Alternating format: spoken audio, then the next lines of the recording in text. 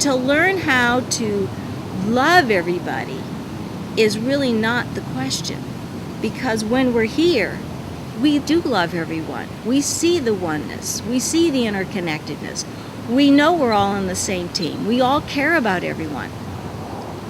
When we're here, we're in fight or flight. We're in survival. And we will respond in the same way we saw our parents and our siblings respond when they were in fight or flight. It's not a real pretty picture sometimes.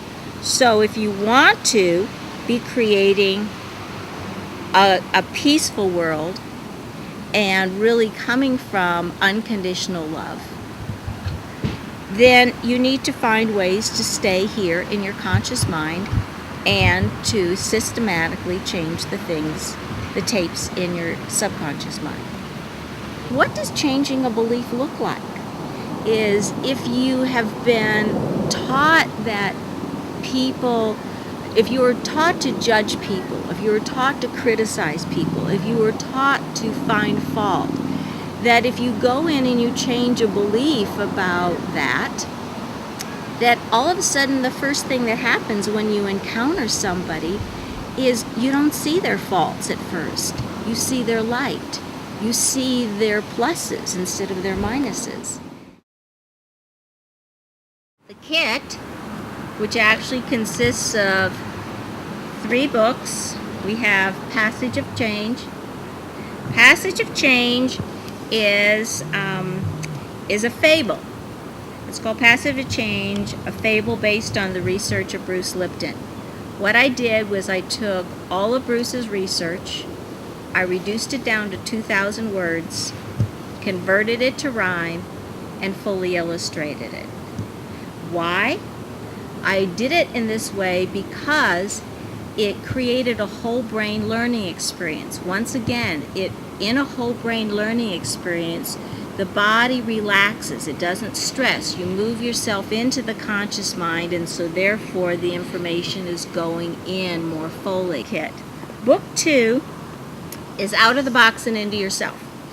After this book was released, I started receiving emails from people asking if I could really develop a second book that just focused on how to release yourself of other people's expectations and be the person you were meant to be.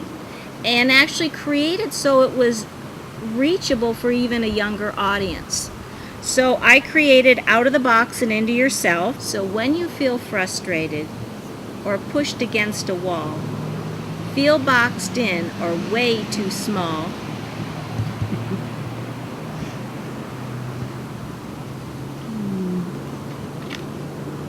stop, be still, and wait for a clue. Trust your heart knows what to do.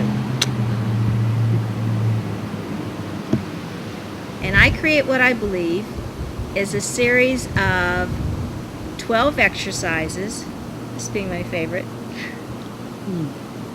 12 exercises that help you reactivate your sensory awareness, which is the most important piece, is that when the body feels any degree of stress or trauma, its first response is to shut down our sensory input.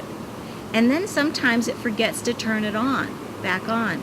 And so we have this numb feeling, or we're missing clues, we're not picking up the subtleties of life.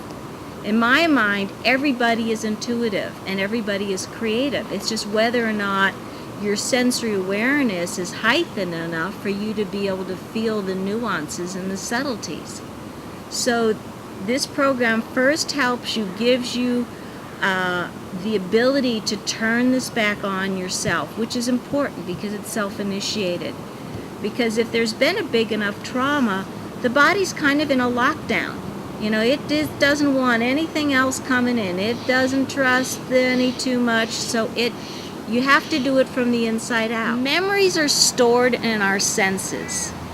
And I know it's probably not true in some cultures, but there's a very high proportion of people alive that When you smell crayons, it brings back a memory of that first box of crayons or that first crayon you got to use.